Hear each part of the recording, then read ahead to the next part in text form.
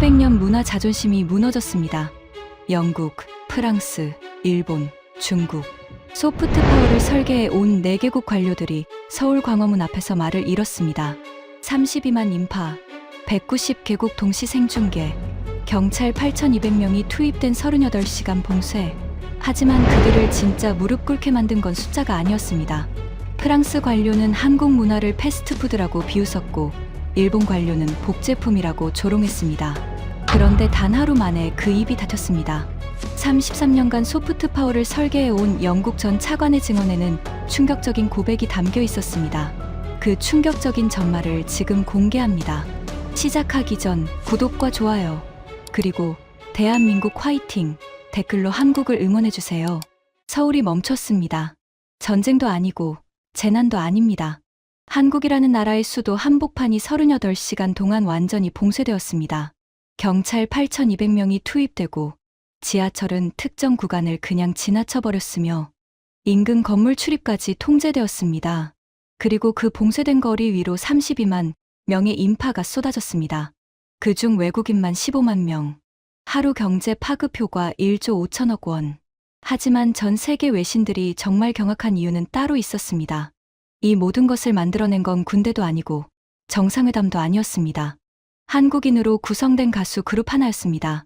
그리고 이 공연은 인류 역사상 처음으로 190개국에 동시 생중계되었습니다. 비틀즈도, 마이클 잭슨도, 엘비스 프레슬리도 해내지 못한 일이었죠. 저는 리처드 캠벨입니다.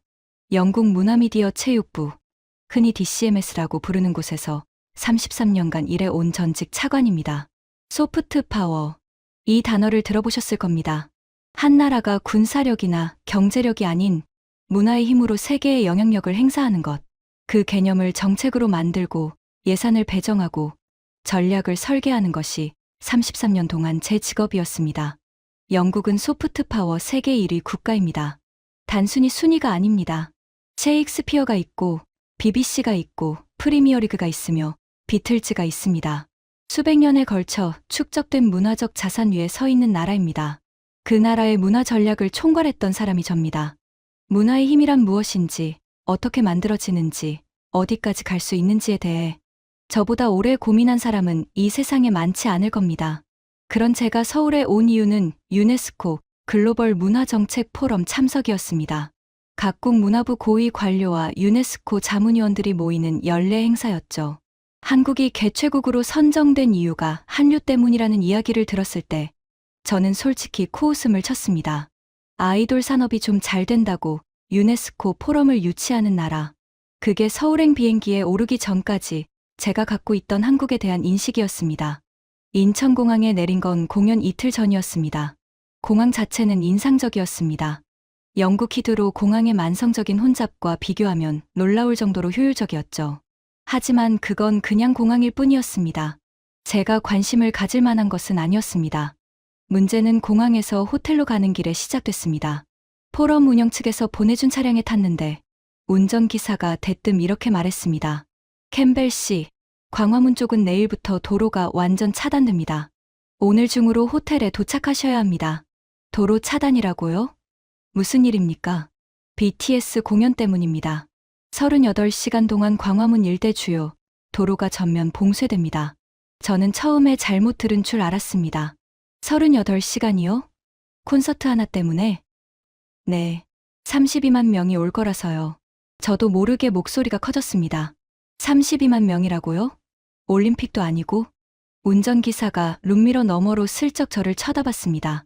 그의 눈빛에는 외국인에게 이걸 설명하는 것이 다소 피곤하다는 기색이 역력했습니다. 경찰만 8,200명이 투입됩니다. 소방, 의료, 안전요원까지 합치면 공공인력이 10,000명이 넘습니다. 저는 잠시 계산을 해봤습니다. 경찰 8,200명이면 런던 올림픽 개막식에 투입된 경찰 인원과 맞먹는 규모였습니다. 그걸 콘서트 하나에 동원한다고요? 수도 한복판 도로를 이틀 가까이 봉쇄하면서 33년간 전 세계 문화 이벤트를 분석해온 경험으로 말하건대 이건 상식 밖의 일이었습니다. 런던 하이드파크 콘서트도 뉴욕 센트럴파크 공연도 도심을 이틀 가까이 멈춰 세우지는 않습니다. 국가 원수 취임식이나 왕실 행사라면 몰라도 가수 그룹 콘서트에 이 정도 규모의 행정력을 투입하는 나라는 제 33년 경력에서 처음이었습니다. 호텔에 도착한 건 저녁이었습니다. 체크인을 하면서 프런트 직원에게 물었습니다. 내일부터 도로가 봉쇄된다면 이 근처 가게들은 어떻게 됩니까? 직원이 잠깐 멈칫했습니다. 솔직히 이틀 정도는 장사를 못하는 곳도 있어요. 배달도 안 되고 단골들도 못 오고. 저는 속으로 고개를 끄덕였습니다. 역시나 시민이 피해를 보는 구조였습니다. 기업이 돈을 벌고 국가가 행정력을 제공하고 시민이 불편을 감수하는 동안 수익은 특정 주체에게 집중되는 전형적인 패턴. 저는 이 구조를 너무나 잘 알고 있었습니다. 호텔 방에 짐을 풀면서 저는 이미 머릿속으로 포럼에서 할 발언을 정리하고 있었습니다. 한류 현상의 이면에 존재하는 사회적 비용, 과장된 경제 효과, 시민의 희생 위에 만들어진 문화 이벤트, 그런 내용이었죠. 창밖으로 서울의 야경이 보였습니다. 빌딩 숲 사이로 불빛이 빼곡했습니다. 깨끗하고 효율적인 도시라는 인상은 받았지만 그것이 제 판단을 바꿀 이유는 되지 않았습니다. 아직은요. 다음 날 저녁 포럼 전야 만찬이 서울 시내 한 호텔 연회장에서 열렸습니다. 각국 문화부 관료들과 유네스코 자문위원들이 둥근 테이블에 둘러앉아 와인잔을 기울이고 있었습니다. 연회장에는 은은한 재즈 음악이 흐르고 있었고 높은 천장에 매달린 샹들리에가 따스한 빛을 내리쬐고 있었습니다. 제 테이블에는 이번 포럼에서 가장 영향력 있는 인물 셋이 함께 앉아 있었습니다. 피에르 뒤발, 프랑스 문화부 국제문화전략국장, 63세, 35년 공직 경력의 베테랑이었습니다. 은백색 머리카락을 단정하게 넘기고 항상 잘 다린 셔츠에 실크 넥타이를 매는 사람이었죠. 파리 정치대학원 출신의 칸 영화제 국제자문위원이자 프랑스 레지옹 도네르 훈장 수훈자. 그는 프랑스 문화의 우월성을 세계에 알리는 것이 자신의 천직이라고 공공연히 말하는 사람이었습니다. 문화 엘리트주의의 화신 같은 인물이었죠. 하세가와 유이치, 일본 내각부 쿨재팬 전략실 전 실장, 57세, 30년 공직 경력, 쿨재팬 프로젝트라고 들어보셨을 겁니다. 일본 정부가 일본 문화를 세계에 수출하기 위해 만든 국가 전략인데 이 사람이 그 총괄 책임자였습니다. 조용하고 예의 바른 태도 뒤에 날카로운 분석력을 숨기는 타입이었습니다. 장웨이, 중국 문화관광부 대외문화교류국 부국장, 55세, 중국 공산당 간부 특유의 무표정한 얼굴에 말은 적지만 한마디 한마디가 계산되어 있는 사람이었습니다. 와인이 한두 잔 돌고 분위기가 풀어지기 시작할 때쯤이었습니다. 피에르가 먼저 입을 열었습니다. 그는 와인잔을 천천히 돌리며 슬쩍 웃었습니다. 캠벨, 내일 포럼 프로그램에 현장 시찰이 있다는 거 봤습니까? 광화문에서 열리는 그 아이돌 공연을 보러 간다더군요. 네, 저도 봤습니다. 피에르가 와인을 한 모금 마시고 나서 입꼬리를 올렸습니다. 그 표정이 뭐랄까, 동물원에서 희귀한 동물을 구경하러 가는 사람의 얼굴이었습니다. 재미있을 것 같군요. 화장한 소년들이 춤추는 걸 문화라고 부르는 나라의 현장을 직접 볼 수 있다니. 저는 그 말에 슬쩍 웃었습니다. 솔직히 동의했으니까요. 하세가와는 표정 변화 없이 물을 한 모금 마셨고 장웨이는 무표정하게 피에르를 바라봤습니다. 피에르가 계속했습니다. 아시다시피 저는 35년 동안 프랑스 문화를 세계에 알리는 일을 해왔습니다. 문화란 시간이 만드는 겁니다. 루브르에 800년이 쌓여 있고 칸 영화제에 80년이 담겨 있죠. 셰익스피어를 논하려면 400년의 무게를 감당할 수 있어야 하고 베르사유를 논하려면 유럽 문명사 전체를 이해해야 합니다. 그가 잠시 와인잔을 내려놓았습니다. 그리고 주변을 천천히 둘러보며 말했습니다. 한국에는 뭐가 쌓여 있습니까? 그 한마디에 테이블이 조용해졌습니다. 피에르는 그 침묵을 즐기는 것 같았습니다. 성형수술 기술, 매운 음식, 그리고 기획사가 공장에서 찍어낸 아이돌? 저는 와인잔을 들다가 멈췄습니다. 솔직히 피에르의 말투가 지나치다는 생각은 들었습니다. 하지만 내용 자체에는 반박하기 어려운 부분이 있었습니다. 프랑스는 실제로 수백 년의 문화적 축적 위에 서 있는 나라니까요. 하세가와가 그때 조용히 끼어들었습니다. 냅킨을 정성스럽게 접으며 입을 열었습니다. 뒤발 씨의 말씀에 한 가지를 덧붙이자면 아이돌 시스템 자체가 원래 일본 것입니다. 자니즈 사무소가 52년간 쌓아온 아이돌 육성 시스템을 한국이 가져다가 영어 자막을 붙이고 유튜브에 올린 겁니다. 오리지널리티가 없어요. 하세가와의 말투는 피에르와 달리 조용하고 정중했습니다. 하지만 그 정중함 뒤에 있는 메시지는 더 날카로웠습니다. 복제품이라는 거니까요. 장웨이가 그제야 입을 열었습니다. 포크를 내려놓고 냅킨으로 입을 닦은 뒤 특유의 무표정한 얼굴로 말했습니다. 14억 인구의 문화시장 앞에서 5천만 인구 나라의 영향력을 논하는 것 자체가 웃기지 않습니까? 틱톡 하루 활성 이용자가 15억 명입니다. 한류 팬 전체를 합쳐도 2억 명이에요. 규모가 다릅니다. 장웨이는 숫자를 말할 때 특히 또박또박했습니다. 14억, 15억. 그 숫자들을 마치 무기처럼 쓰는 느낌이었습니다. 저는 그 말들을 들으며 속으로 정리하고 있었습니다. 프랑스는 역사의 깊이를 들었고, 일본은 원조를 주장했고, 중국은 규모를 내세웠습니다. 각자의 논리가 달랐지만 결론은 같았습니다. 한국의 문화적 영향력은 과대평가되어 있다. 그리고 저 역시 같은 생각이었습니다. 피에르가 제 쪽을 돌아보며 물었습니다. 캠벨, 당신은 어떻게 생각합니까? 비틀즈의 나라 사람으로서 한국의 이 아이돌 그룹이 비틀즈와 비교된다는 기사를 보셨을 텐데 저는 잠시 와인잔을 내려놓고 대답했습니다. 솔직히 그 기사를 봤을 때 불쾌했습니다. 비틀즈는 록 음악의 역사를 바꾼 예술적 혁명이었습니다. 존 레논의 가사 한 줄이 가진 무게를 아시잖습니까? 그걸 기획사가 안무를 짜고 의상을 맞추고 카메라 각도를 계산해서 만든 퍼포먼스와 같은 선상에 놓는다는 건 솔직히 비틀즈에 대한 모독이라고 느꼈습니다. 피에르가 와인잔을 들며 만족스러운 표정을 지었습니다. 바로 그겁니다. 캠벨도 동의하는군요. 하세가와도 고개를 끄덕였고 장웨이는 입꼬리를 살짝 올렸습니다. 그 순간 우리 넷 사이에 일종의 동맹 같은 것이 형성되었습니다. 영국, 프랑스, 일본, 중국. 서로 다른 이유로 하지만 같은 결론에 도달한 네 나라의 문화 관료들. 피에르가 마무리하듯 말했습니다. 내일 광화문 현장을 보면 더 확실해지겠죠. 문화적 패스트푸드가 어떻게 만들어지는지 직접 목격하는 셈입니다. 문화적 패스트푸드. 피에르가 그 단어를 내뱉을 때의 표정을 저는 아직도 기억합니다. 콧등에 주름이 잡히고 입술 한쪽이 살짝 올라가는 그 특유의 표정.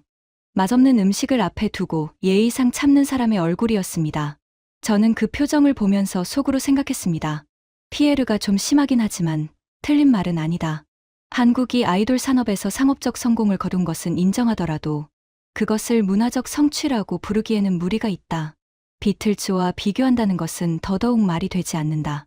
만찬이 끝나고 호텔 방으로 돌아왔을 때 저는 창밖을 내다봤습니다. 광화문 방향으로 이미 울타리가 세워지고 있는 것이 멀리서도 보였습니다. 도시가 하나의 콘서트를 위해 천천히 멈춰가고 있었습니다. 저는 그 광경을 보면서도 내일 현장에서 무엇을 보게 될지 전혀 예상하지 못하고 있었습니다. 공연 당일 아침이었습니다. 포럼 프로그램에 따르면 오전에는 세션 발표가 예정되어 있었고 오후에 광화문 현장 시찰이 잡혀 있었습니다. 문화정책 현장 사례 분석이라는 그럴듯한 명목이었지만 사실상 BTS 공연 현장을 구경하러 가는 것이었죠.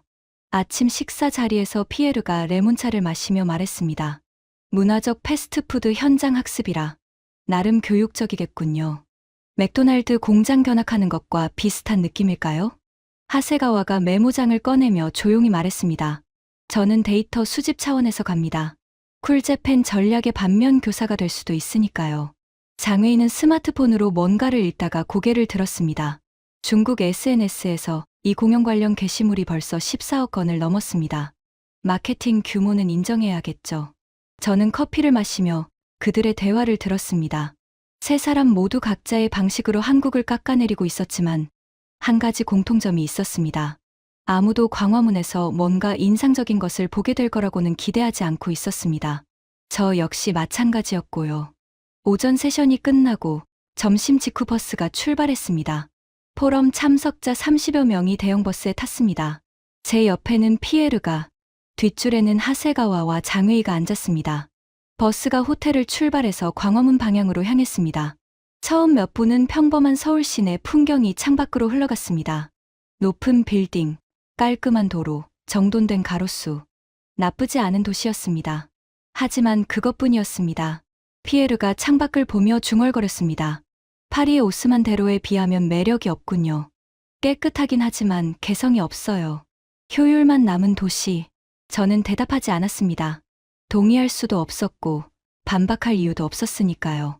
그런데 광화문에서 약 2km 정도 떨어진 지점부터 버스 안의 분위기가 미묘하게 변하기 시작했습니다. 이유는 간단했습니다. 사람이 보이기 시작한 겁니다. 처음에는 인도에 335 모여있는 정도였습니다. 그런데 200m를 더 갈 때마다 인파의 밀도가 눈에 띄게 올라갔습니다.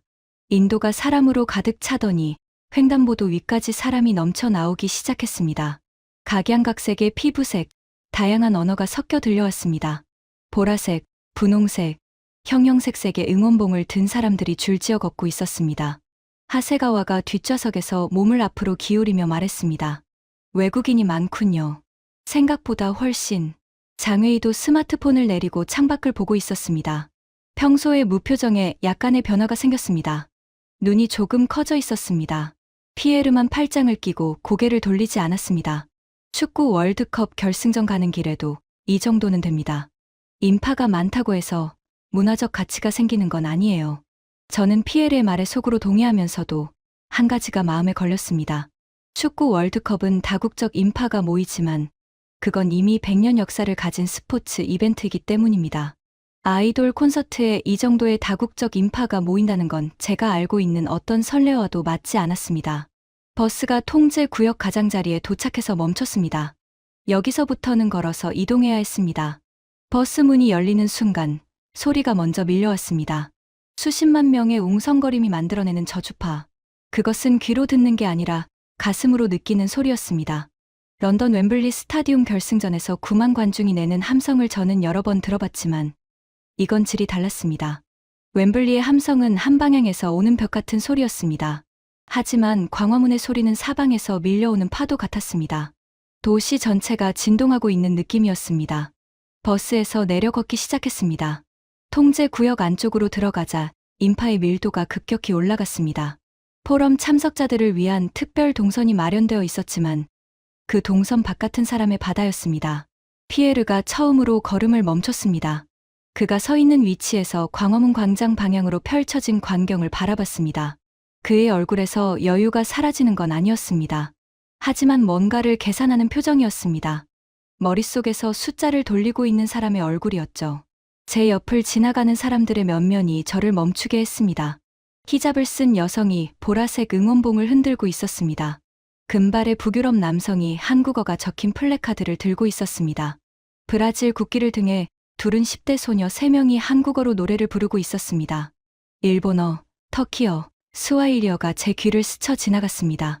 저는 33년간 세계 각국의 문화 이벤트를 분석해왔습니다. 에든버러 페스티벌, 아비뇽 연극제, 베네치아 비엔날레, 바이로이트 음악제. 어디를 가도 관객의 구성은 비슷했습니다. 유럽과 북미가 대다수를 차지하고 나머지 지역은 소수였죠. 문화 이벤트의 글로벌 관객은 사실상 서방 중심이었습니다. 하지만 지금 제 눈앞에 펼쳐진 광경은 그 패턴에 해당되지 않았습니다.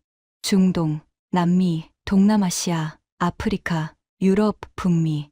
말 그대로 지구 전체에서 온 사람들이 한 공간에 섞여 있었습니다. 비틀즈도 이것은 못했습니다. 비틀즈의 팬덤은 위대했지만 지리적으로는 영미권 중심이었습니다. 중동에서 비틀즈 콘서트를 보러 날아온 사람은 거의 없었습니다. 제 머릿속에서 뭔가가 아주 작은 소리로 말하기 시작했습니다. 이건 내가 알고 있던 것과 다르다. 하지만 저는 그 소리를 눌러버렸습니다. 아직은 인정할 것이 아무것도 없었으니까요. 피에르가 제 옆으로 다가와 말했습니다. 인상적인 마케팅이군요. 한국 정부가 돈을 제대로 쓴 것 같습니다. 관광객 유치 보조금이라도 뿌렸겠죠. 저는 고개를 끄덕였습니다. 그래, 마케팅이다. 정부 주도 관광 마케팅의 결과물이다. 저는 그렇게 생각하기로 했습니다. 그렇게 생각하는 것이 편했으니까요. 하지만 귀를 막을 수는 없었습니다. 스페인어와 아랍어와 일본어가 뒤섞인 이 공간의 소리는 제가 들어본 어떤 문화 이벤트의 소리와도 달랐습니다. 이 소리는 마케팅이 만들어낸 것이 아니었습니다. 마케팅으로 사우디아라비아 여성이 12시간을 날아오게 만들 수는 없습니다. 마케팅으로 브라질 10대가 한국어 노래를 외우게 할 수는 없습니다. 그 생각이 머릿속에 들어오는 순간 저는 고개를 저었습니다. 아니다. 결론을 내리기엔 이르다. 하지만 이미 뭔가가 시작되고 있었습니다. 아주 작은 균열이 제 확신의 벽에 생기기 시작한 것이었습니다. 그 균열이 얼마나 깊어질지 그때의 저는 전혀 알지 못하고 있었습니다. 광화문 성문이 저 멀리 보이기 시작했습니다. 600년이 넘은 그 문 앞에 32만 명이 모여 있었습니다. 그리고 190개국에서 수천만 명이 같은 방향을 바라보고 있었습니다. 저는 그 문을 올려다보면서 아버지가 문득 떠올랐습니다. BBC 카메라맨이었던 아버지, 비틀즈를 렌즈에 담았던 아버지, 그분이 평생 한 번뿐이라고 말씀하셨던 그 장면. 지금 제 눈앞에서 그것이 다시 일어나려 하고 있었습니다. 아니, 어쩌면 그것보다 더 큰 무언가가 일어나려 하고 있었는지도 모릅니다. 하지만 저는 아직 인정할 준비가 되지 않았습니다. 광화문 광장이 눈앞에 펼쳐지는 순간, 저는 걸음을 멈췄습니다. 숫자로는 32만이라고 들었습니다. 하지만 숫자와 실제 풍경은 완전히 다른 것이었습니다. 광화문 성문을 중심으로 좌우로, 앞뒤로, 골목 안쪽까지 사람이 빈틈없이 들어차 있었습니다. 도로 위에 차가 없었습니다. 38시간 동안 봉쇄된 넓은 아스팔트 위를 수십만 명의 사람이 채우고 있었습니다. 차가 사라진 자리를 사람이 대신한 것이었습니다. 도시가 멈춘 게 아니라 다른 방식으로 움직이고 있었습니다. 저는 33년간 문화 이벤트를 분석하면서 대규모 인파를 수없이 봐왔습니다. 런던 올림픽 개막식 8만 명, 글래스턴베리 페스티벌 20만 명, 엘리자베스 여왕 장례식 때 런던에 모인 인파 25만 명, 전부 제 눈으로 직접 봤습니다. 하지만 32만 명은 차원이 달랐습니다. 시야의 끝이 보이지 않았습니다. 광장에서 어느 방향으로 고개를 돌려도 사람의 끝이 보이지 않았습니다. 이건 이벤트가 아니라 현상이었습니다. 제 머릿속에서 자동으로 비교가 시작됐습니다. 아버지가 촬영했던 비틀즈 쉬 스타디움 공연. 5만 5천 명이었습니다. 당시 세계 최대 규모의 콘서트로 기록된 공연이었죠. 아버지는 그 숫자를 평생 자랑스럽게 말씀하셨습니다. 인류 역사상 가장 많은 사람이 한 가수를 보러 모인 날이라고. 지금 제 눈앞에 그 숫자의 6배가 있었습니다. 피에르가 옆에서 선글라스를 고쳤으며 말했습니다. 인상적인 숫자이긴 하군요. 하지만 캠벨, 숫자가 크면 문화입니까? 메카 순례에 200만 명이 모입니다. 그걸 문화 이벤트라고 부르지는 않잖아요. 그의 말투에는 아직 여유가 남아 있었습니다. 하지만 아까 버스 안에서의 그 단호한 냉소와는 미세하게 달랐습니다. 여유를 유지하려고 의식적으로 노력하는 느낌이었습니다. 저도 아직은 피에르에게 동의하고 있었습니다. 규모가 질을 증명하지는 않는다. 맞는 말이었습니다. 축구 월드컵 결승도 10만 명이 모이고 인도의 쿰브멜라 축제에는 수천만 명이 모입니다. 사람이 많다는 것 자체가 문화적 가치를 만들어내지는 않습니다. 하지만 제 안에서 하나의 질문이 올라오고 있었습니다. 월드컵은 100년 역사가 있고 메카순례는 1400년 역사가 있다. 이 그룹은 몇 년 만에 이 규모를 만들어냈는가? 저는 그 질문을 일단 옆으로 밀어두었습니다. 아직은 결론을 바꿀 때가 아니었으니까요. 하세가와는 스마트폰을 꺼내 인파를 촬영하고 있었습니다. 그의 손이 미세하게 떨리고 있다는 것을 저는 놓치지 않았습니다. 카메라를 잡는 손이 떨린다는 건 무의식적인 반응입니다. 그가 의식하지 못하는 사이에 이미 뭔가에 반응하고 있다는 뜻이었죠. 장외인은 처음으로 전화기를 귀에 대고 빠르게 중국어로 뭔가를 말하고 있었습니다. 통화를 마치고 나서 그가 중얼거렸습니다. 베이징 사무실에서 지금 이 공연 실시간 시청률 데이터를 보내왔습니다. 중국 내 접속자가 이미 800만을 넘겼습니다. 그의 목소리에서 평소의 단정함이 조금 흔들렸습니다. 14억 인구를 내세우며 한국을 깔보던 사람이 그 14억 중 800만이 지금 이 한국 공연을 보고 있다는 데이터를 받아든 것이었습니다. 저는 그 순간을 기억해 두었습니다. 균열이라고 부르기에는 아직 이른, 하지만 분명히 뭔가가 바뀌기 시작한 순간이었습니다. 현장을 걷기 시작하면서 저를 진짜로 흔든 것은 숫자가 아니었습니다. 사람들의 얼굴이었습니다. 취재 동선을 따라 인파 사이를 지나가는데 제 귀에 들려오는 언어가 쉴 새 없이 바뀌었습니다. 스페인어가 들리다가 아랍어로 바뀌고 포르투갈어가 흐르다가 힌디어가 섞였습니다. 스웨덴어로 대화하는 커플 옆에서 인도네시아어를 쓰는 가족이 셀카를 찍고 있었습니다. 포럼 운영 측이 배치한 통역 담당자가 우리에게 현장 정보를 전달했습니다. 현재 광화문 일대에 외국인 약 15만 명이 모인 것으로 추산됩니다. 공식 집계된 국적만 78개국입니다. 78개국. 저는 그 숫자를 듣고 멈칫했습니다. 에든버러 페스티벌이 세계에서 가장 국제적인 문화 이벤트라고 자부하는데 그곳에 오는 외국인 관객의 국적이 약 40개국입니다. 78개국이라는 숫자는 제가 알고 있는 어떤 문화 행사도 달성하지 못한 수치였습니다. 걸으면서 몇 명에게 직접 물어봤습니다. 가장 먼저 말을 건넨 상대는 히잡을 쓰고 보라색 응원봉을 들고 있던 30대 여성이었습니다. 이름은 파티마.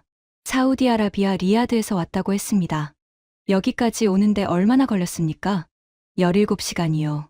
경유 포함해서 저희 모임에서 15명이 같이 왔어요. 1년 전부터 준비했습니다. 1년이요? 이건 그냥 공연이 아니거든요. 이건 우리가 연결되는 순간이에요. 저는 그 말을 머릿속에 담아두고 다음 사람에게 다가갔습니다. 브라질 국기를 등에 둘은 20대 여성 3명이었습니다. 상파울루에서 22시간 날아왔다고 했습니다. 셋 다 대학생이었고 6개월 동안 아르바이트를 해서 비행기 삭을 모았다고 했습니다. 콘서트 하나 보려고 22시간을 날아온 겁니까? 가운데 서 있던 여성이 저를 똑바로 쳐다보며 대답했습니다. 콘서트 하나가 아니에요. 한국이에요.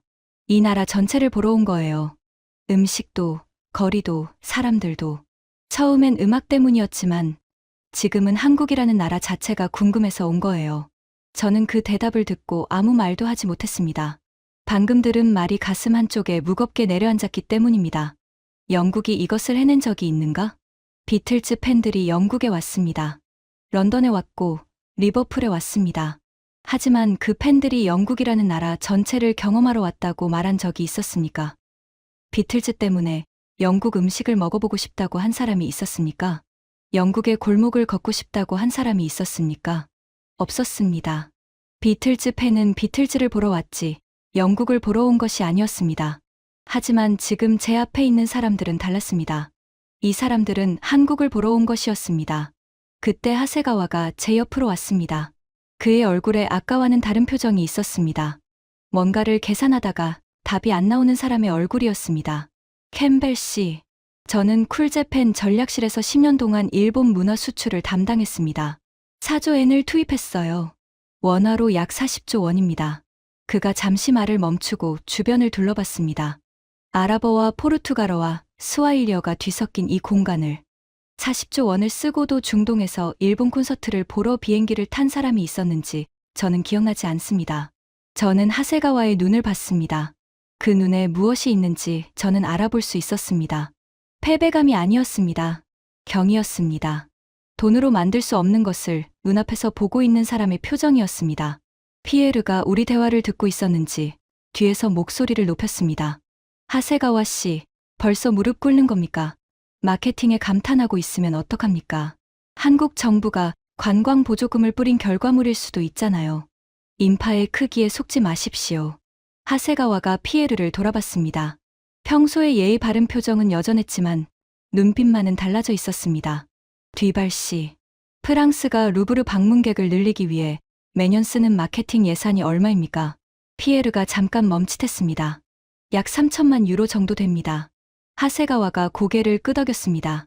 그 예산으로 사우디아라비아 여성 15명이 1년을 준비해서 파리에 오게 만들 수 있습니까? 피에르의 입이 닫혔습니다.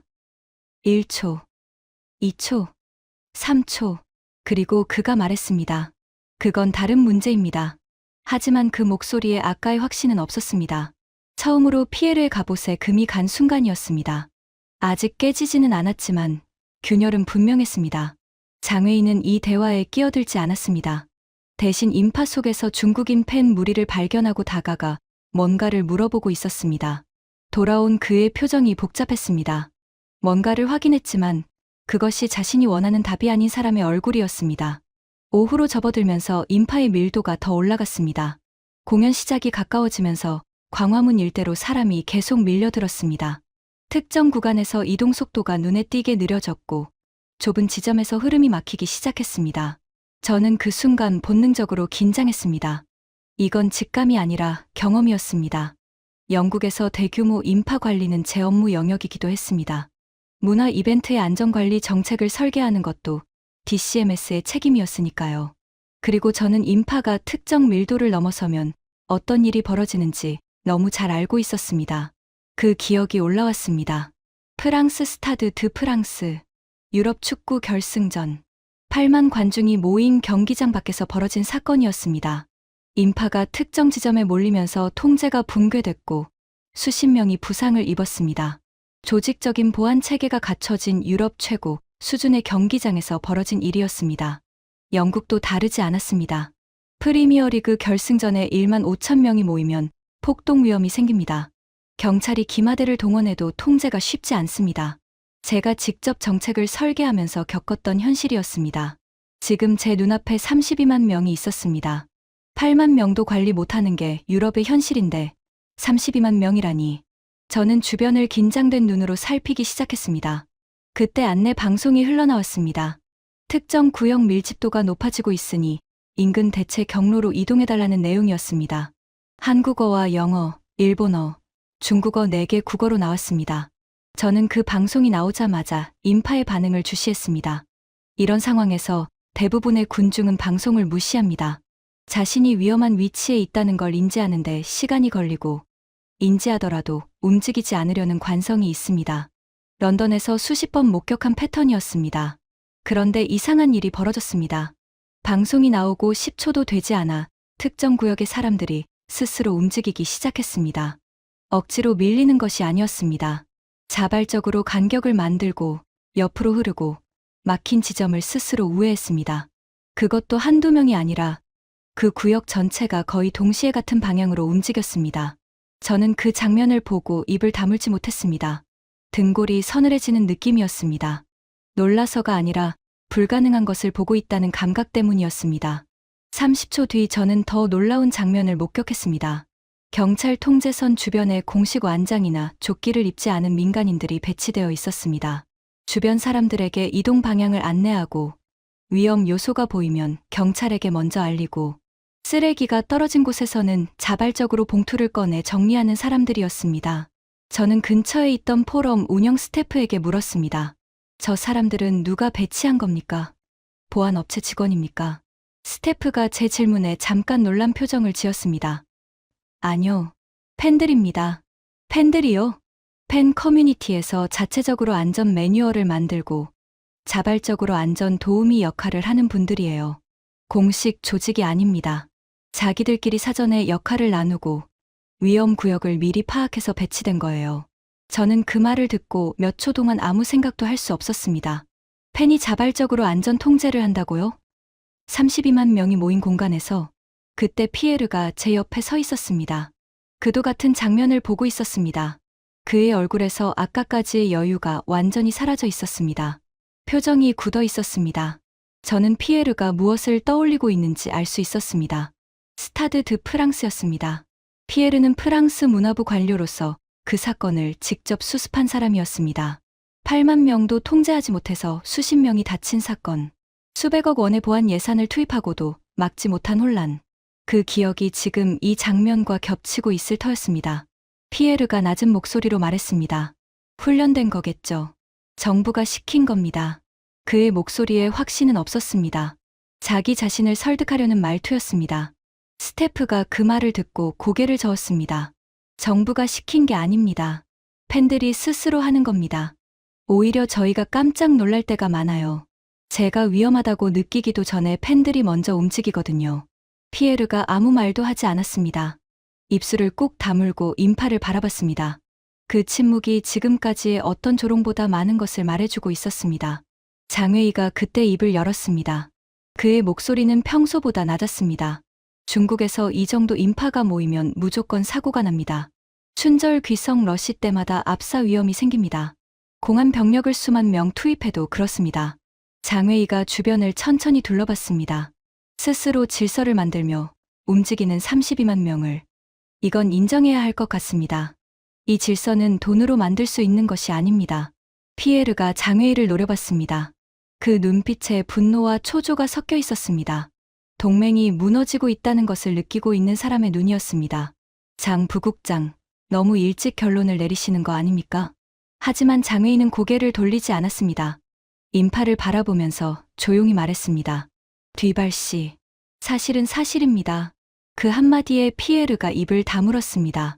저는 그 순간을 지켜보면서 어젯밤 만찬에서 네 명이 함께 웃으며 한류를 조롱하던 장면을 떠올렸습니다. 불과 하루 만에 그 동맹에 균열이 나기 시작한 것이었습니다. 공연 시작까지 1시간 남짓 남았을 때 저는 광장 한쪽 관람 구역에 서 있었습니다. 해가 조금씩 기울면서 광화문 성문에 주황빛이 내려앉고 있었습니다. 600년 넘은 돌과 나무로 이루어진 그 문이 석양빛을 받아 따뜻하게 빛나고 있었습니다. 저는 그 문을 올려다보다가 발걸음을 멈추고 한참 서 있었습니다. 아버지가 떠올랐습니다. 아버지 프랭크 캠벨은 BBC 카메라맨이었습니다. 32년간 BBC에서 일하신 분이었죠. 다큐멘터리부터 뉴스, 스포츠, 음악 프로그램까지 안 찍은 것이 없었습니다. 하지만 아버지가 평생 가장 자랑스럽게 이야기하신 건 단 하나였습니다. 비틀즈 쉬 스타디움 공연 촬영. 아버지는 그 공연을 촬영한 BBC 카메라맨 6명 중 한 분이었습니다. 5만 5천 명이 모인 뉴욕의 야구장에서 존 레논이 마이크 앞에 섰을 때 그 함성을 렌즈 너머로 바라본 6명 중 한 사람이었습니다. 어릴 때 아버지가 그 이야기를 해주실 때마다 저는 눈이 반짝거렸습니다. 아버지의 목소리는 그때만큼은 항상 떨렸습니다. 리처드. 아버지가 항상 그렇게 부르셨죠. 리처드, 카메라 뷰파인더 안에 5만 5천 명의 얼굴이 다 담기지가 않더라. 소리도 마찬가지였어. 녹음 장비가 그 함성을 감당하지 못해서 음이 깨졌단다. 기계가 사람의 감정을 못 따라간 거야. 아버지는 잠시 멈추셨다가 항상 같은 말로 마무리하셨습니다. 인류가 하나의 음악으로 동시에 울고 웃는 순간. 그건 내 평생 딱 한 번뿐이었다. 다시는 없을 거야. 아버지가 돌아가신 건 3년 전이었습니다. 87세였습니다. 돌아가시기 며칠 전 병실에서 제 손을 잡으시며 마지막으로 그 이야기를 하셨습니다. 말씀이 많이 느려지신 상태였지만 눈빛만은 여전히 또렷했습니다. 리처드. 아버지가 내 손을 세게 잡으셨습니다. 내가 뷰파인더로 본 그 장면. 그건 2번 다시 일어나지 않아. 그 정도의 순간은 인류 역사에서 한 번뿐이야. 저는 아버지의 손을 잡고 고개를 끄덕였습니다. 아버지는 그 말을 마지막으로 눈을 감으셨습니다. 다시 뜨지 못하셨습니다. 3년이 지난 지금 저는 서울 광화문 앞에 서 있었습니다. 아버지가 평생 한 번뿐이라고 하셨던 그 규모의 6배가 제 눈앞에 있었습니다. 아버지의 카메라에 담기지 못한 넓이의 인파가, 아버지의 녹음, 장비가 감당하지 못했던 것보다 더 큰 소리를 만들어내고 있었습니다. 제 눈이 뜨거워지는 것을 느꼈습니다. 눈물이 나려는 것은 아니었습니다. 뭔가가 무너지고 있는 감각이었습니다. 제가 아버지에게서 물려받은 확신의 한 조각이 떨어져 나가는 느낌이었습니다. 아버지, 죄송합니다. 아버지가 틀리셨을지도 모릅니다. 그 생각이 머릿속을 스쳤을 때 심장이 한번 크게 뛰었습니다. 하세가와가 제 옆에 서 있었습니다. 언제부터 있었는지 모르겠지만 그도 광화문을 올려다보고 있었습니다.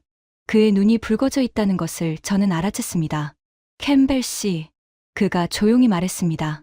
저도 아버지 이야기가 있습니다. 저는 그를 바라봤습니다. 제 아버지는 통상산업성에서 일했습니다. 일본 가전 수출 전성기의 소니와 파나소닉의 해외 시장 전략을 담당하신 분이에요. 아버지 세대는 메이드 인 재팬으로 세계를 이겼습니다. 그리고 우리 세대에게 이렇게 말씀하셨죠. 이제 너희 세대는 문화로 이겨야 한다고. 하세가와가 잠시 말을 멈췄습니다. 그래서 쿨재팬을 만들었습니다. 4조 엔을 투입했어요. 아버지의 기대에 부응하고 싶었습니다. 하지만 지금 여기 서 있으면서 느끼고 있습니다. 우리가 4조 엔으로 만들려고 했던 것을 한국은 이미 만들어냈습니다. 돈이 아닌 방식으로. 저는 하세가와의 말을 듣고 아무 대답도 할 수 없었습니다. 영국의 아버지와 일본의 아버지. 서로 다른 나라에서 서로 다른 업을 가진 두 사람이 각자의 아들에게 남긴 유산. 그리고 그 유산이 지금 같은 장소에서 같은 방식으로 흔들리고 있었습니다. 피에르는 10m쯤 떨어진 곳에서 전화를 하고 있었습니다. 파리 쪽에 전화하는 것 같았습니다. 프랑스어가 빠르게 흘러나왔지만 평소의 우아한 톤이 아니었습니다. 목소리에 날이 서 있었습니다. 뭔가 불안한 사람의 말투였습니다. 저는 그때 깨달았습니다. 이 자리에 있는 4명 모두 각자의 방식으로 흔들리고 있었습니다.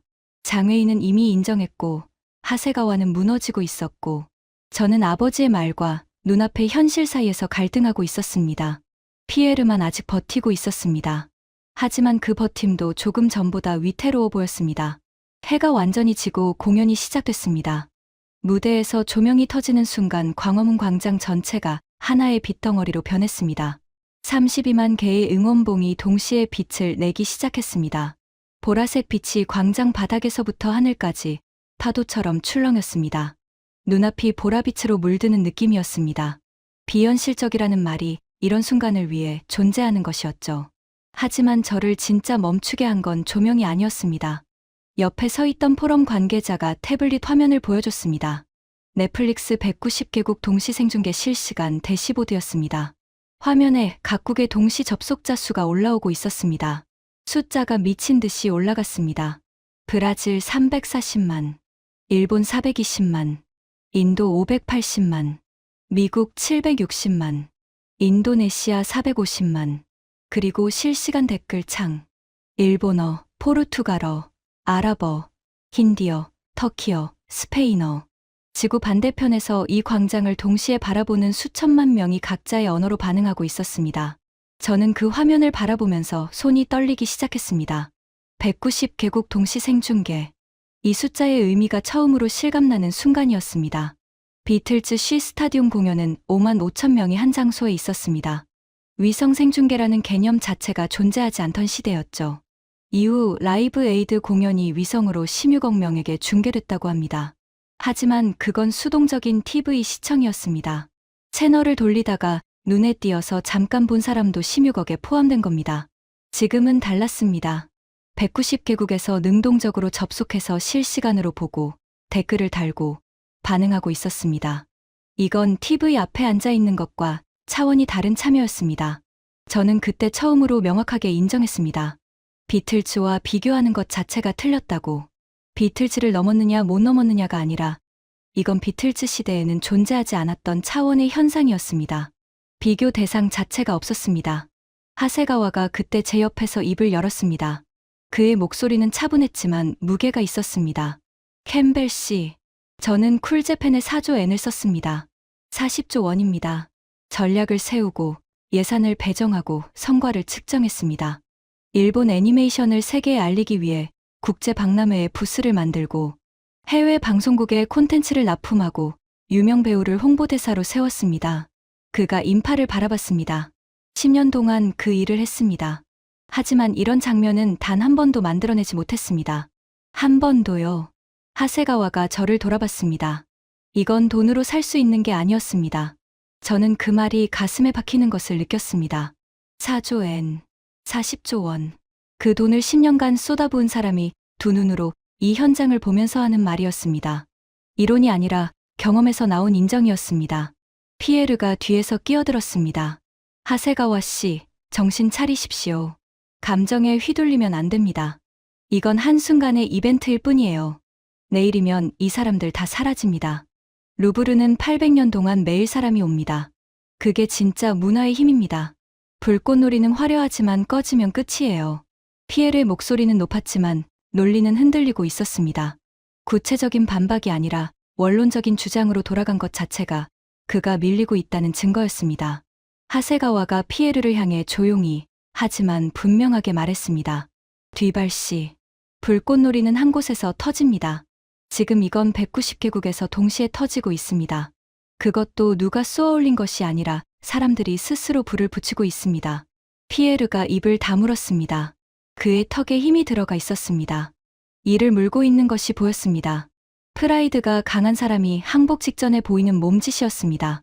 하지만 피에르는 아직 무릎을 꿇지 않았습니다. 그의 눈에 완강한 빛이 남아 있었습니다. 800년 프랑스 문화를 지켜온 자존심이 아직 그를 버티게 하고 있었습니다. 저는 그 장면을 지켜보면서 생각했습니다. 어젯밤 만찬에서 4명이 나란히 앉아 한류를 조롱했습니다. 불과 하루 만에 장회의가 인정했고 하세가와가 인정했습니다. 저도 흔들리고 있었습니다. 피에르 혼자 남았습니다. 800년 루브르를 방패 삼아 서 있는 마지막 한 사람. 하지만 저는 알고 있었습니다. 내일 포럼 마지막 세션에서 이 방패마저 부서질 수 있다는 것을. 숫자가 준비되어 있었으니까요. 피에르가 절대 부정할 수 없는 숫자가. 공연이 계속됐습니다. 광화문 성문 뒤로 경복궁의 지붕선이 조명을 받아 빛나고 있었습니다. 600년의 역사가 쌓인 공간 위에서 한국은 전 세계 190개국의 눈을 이 광장으로 끌어당기고 있었습니다. 아버지가 뷰파인더 너머로 봤던 그 장면. 인류가 하나의 음악으로 동시에 울고 웃는 순간. 아버지는 그것이 인생의 한 번뿐이라고 하셨습니다. 아버지, 저는 지금 그것을 다시 보고 있습니다. 아버지가 보신 것보다 6배 넓고 190배 멀리 퍼지고 수천만 배 많은 사람이 동시에 반응하는 장면을. 아버지가 틀리셨습니다. 그리고 그 사실이 저를 슬프게 하는 것이 아니라 이상하게도 아버지를 더 그립게 만들었습니다. 아버지가 이 자리에 계셨다면 뭐라고 하셨을까? 카메라를 들고 어디를 먼저 찍으셨을까? 아마 웃으셨을 겁니다. 그리고 이렇게 말씀하셨겠죠. 내가 틀렸구나. 하지만 이렇게 틀리는 건 기분 좋은 일이다. 저는 그 상상에 잠깐 웃었습니다. 그리고 눈가를 손등으로 한번 닦았습니다. 공연이 끝나가고 있었습니다. 하지만 이 이야기의 진짜 결말은 내일 아침에 기다리고 있었습니다. 다음 날 아침이었습니다. 포럼 마지막 세션. 호텔 연회장 같은 공간에 각국 문화부 관료와 유네스코 자문위원 30여 명이 둥근 테이블에 앉아 있었습니다. 마지막 세션의 주제는 글로벌 소프트 파워의 미래였습니다. 발표자는 3명이 예정되어 있었는데 제가 그중 마지막이었습니다. 피에르가 제 맞은편에 앉아 있었습니다. 평소처럼 단정한 실크 넥타이에 은백색 머리를 정성스럽게 넘기고 있었지만 눈 밑에 그림자가 있었습니다. 잠을 설친 사람의 얼굴이었습니다. 하지만 그는 커피잔을 천천히 들며 여유를 연기하고 있었습니다. 35년 공직의 노련함이 아직 그를 지탱하고 있었죠. 하세가와는 조용히 메모장을 넘기고 있었고 장외인은 무표정하게 앞을 보고 있었습니다. 앞선 두 발표가 끝나고 제 차례가 왔습니다. 저는 자리에서 일어나 단상으로 향했습니다. 준비해 온 발표 자료가 있었지만 어젯밤 호텔에서 전부 다시 만들었습니다. 서울에 오기 전에 준비했던 원래 발표 내용은 한류의 이면에 대한 비판이었습니다. 하지만 어제 광화문에서 눈으로 본 것들이 그 내용을 전부 무의미하게 만들어버렸습니다. 저는 마이크 앞에 섰습니다. 30명의 시선이 저를 향했습니다. 어제 광화문에서 본 것에 대해 이야기하겠습니다. 피에르가 커피잔을 내려놓는 소리가 들렸습니다. 그의 눈이 좁아졌습니다. 저를 경계하고 있었습니다. 저는 첫 번째 슬라이드를 넘겼습니다. 숫자들이 화면에 떴습니다. 제가 33년간 몸담았던 영국 DCMS의 소프트 파워 전략 예산은 연간 약 35억 파운드입니다. 한화로 약 6조 원. 두 번째 슬라이드. 프랑스가 문화 브랜딩에 투자하는 예산은 연간 약 120억 유로입니다. 한화로 약 18조 원. 피에르의 눈썹이 미세하게 움직였습니다. 자기 나라 숫자가 나오자 본능적으로 반응한 것이었습니다. 세 번째 슬라이드. 일본 쿨재팬 프로젝트 누적 투입액 4조 엔. 한화로 약 40조 원. 하세가와가 고개를 숙였습니다. 자기가 10년간 쏟아부은 예산이 스크린에 뜬 것이었습니다. 저는 잠시 멈추고 회의장을 둘러봤습니다. 그리고 말했습니다. 어제 서울 광화문에서 단 하루 동안 발생한 경제 파급 효과는 1조 5천억 원이었습니다.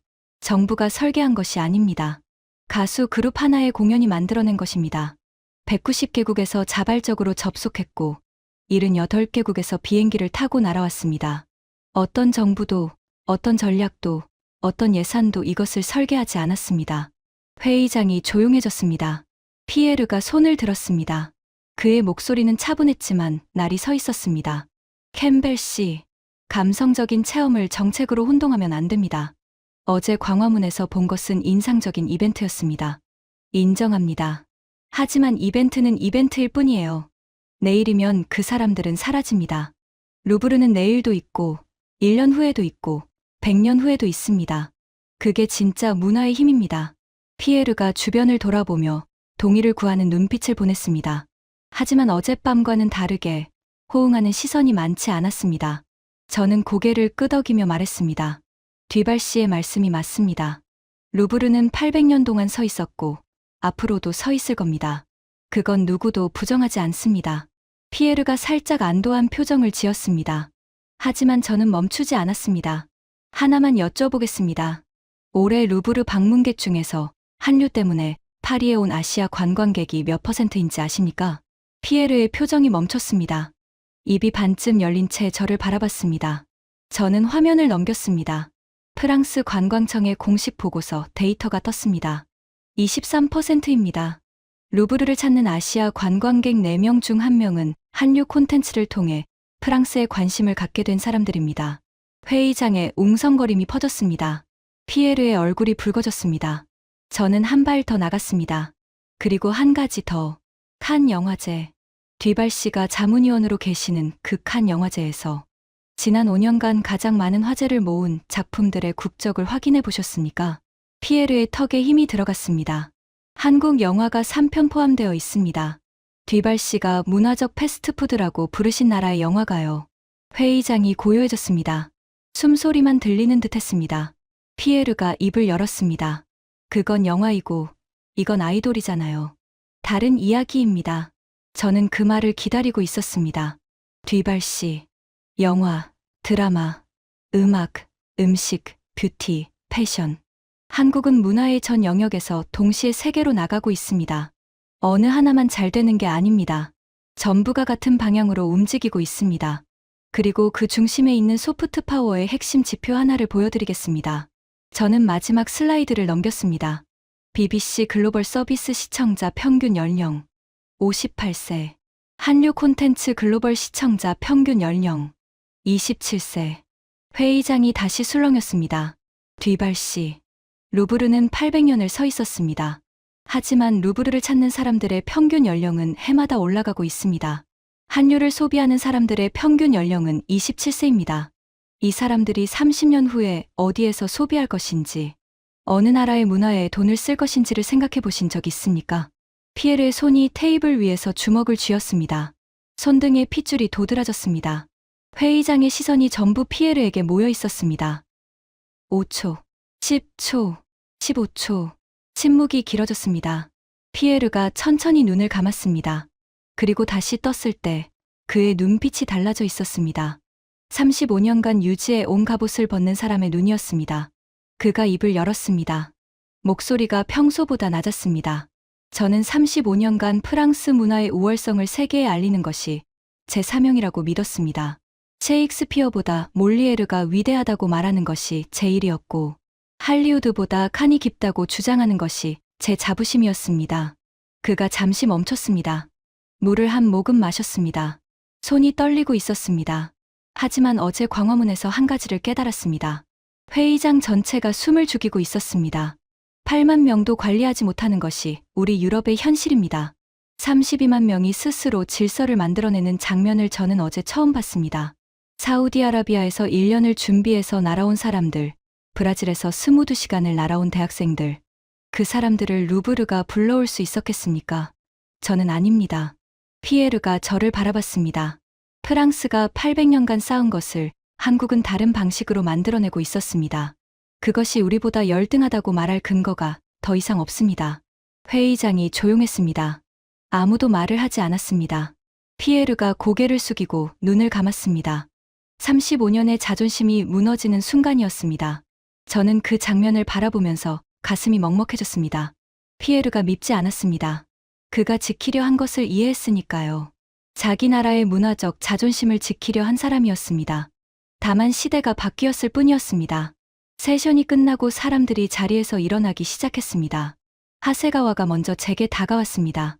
캠벨 씨, 일본에 돌아가면 쿨재팬 전략 전면 재검토 보고서를 쓰겠습니다.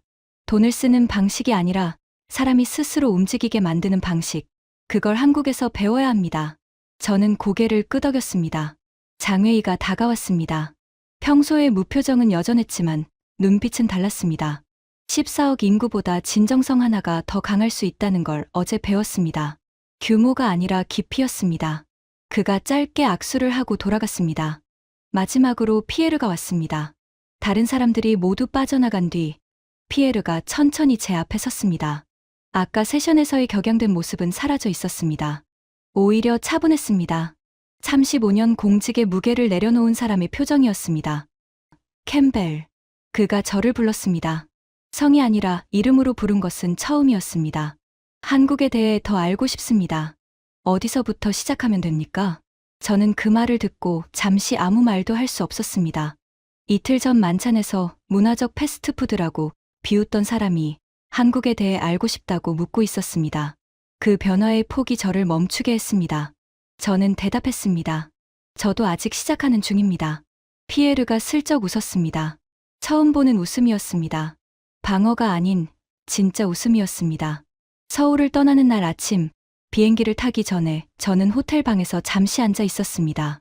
주머니에서 지갑을 꺼냈습니다. 지갑 안쪽 칸에 아버지 사진이 들어 있었습니다. 비틀즈 쉬 스타디움 공연 때 카메라를 들고 있는 젊은 시절 아버지의 사진이었습니다. 아버지. 저는 사진을 바라보며 속으로 말했습니다. 아버지가 말씀하셨죠. 인류가 하나의 음악으로 동시에 울고 웃는 건 인생에 한 번뿐이라고. 두 번 다시 없을 거라고. 저는 사진 속 아버지의 눈을 봤습니다. 아버지, 죄송합니다. 아버지가 틀리셨습니다. 그리고 저도 틀렸습니다. 한국은 전쟁의 폐허에서 출발한 나라입니다. 문화적 자산이라고 부를 것이 아무것도 없었던 나라입니다. 그런 나라가 수백 년의 문화적 전통을 가진 영국과 프랑스를 문화의 힘으로 뛰어넘고 있습니다. 4조 엔을 쏟아부은 일본을 자발적인 힘으로 넘어섰습니다. 14억 인구의 중국이 규모로도 이기지 못하는 깊이를 만들어냈습니다. 소프트 파워의 정의가 바뀌었습니다. 역사의 무게도, 예산의 규모도, 인구의 크기도 아닌 것이 문화의 힘이 될 수 있다는 것을 한국이 증명해버렸습니다. 사람의 마음을 움직이는 진정성, 그것이 새로운 기준이었습니다. 비행기 창문 너머로 서울이 작아지고 있었습니다. 광화문은 이미 보이지 않았습니다. 하지만 그곳에서 본 것들은 제 안에 선명하게 남아 있었습니다. 32만 명의 비, 190개국의 목소리, 스스로 질서를 만드는 사람들, 그리고 800년 자존심을 내려놓은 한 남자의 떨리는 손. 저는 그날 이후 한국을 다시 보기 시작했습니다. 더 정확히는 처음으로 제대로 보기 시작했습니다. 33년간 소프트 파워를 설계해온 제가 처음으로 설계를 넘어선 힘을 봤습니다. 아버지가 비틀즈에서 본 것. 5만 5천 명이 하나의 음악으로 하나가 되는 순간. 아버지는 그것이 인류의 한계라고 생각하셨습니다. 하지만 한국은 그 한계를 넘었습니다. 광화문에서 32만 명으로, 그리고 190개국 수천만 명으로. 비틀즈가 꿈꾸지 못한 크기로, 비틀즈가 상상하지 못한 방식으로.